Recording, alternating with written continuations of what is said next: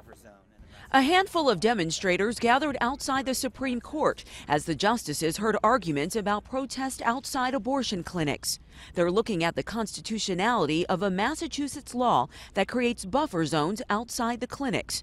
Anti-abortion activist Eleanor McCullen claims the law violates her right to free speech. I truly care, but then when we get to the buffer zone, I have to stop. The buffer zone is marked with a yellow line painted near the entrance of clinics. It's about the length of a school bus and was put in place in 2007 in response to a rash of violent protests. It's the only thing that's ever worked to keep access free and clear so that women can obtain health care without having to run a gauntlet of screaming, angry, intimidating people. The U.S. Supreme Court has something like a buffer zone here on its plaza, keeping protesters on the public sidewalk. Several states have also passed laws aimed at protecting people going to polling places and funerals.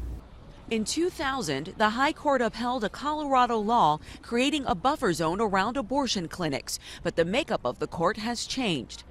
The Massachusetts law applies to both anti-abortion as well as pro-abortion rights protesters. Danielle Nottingham, CBS News, the Supreme Court.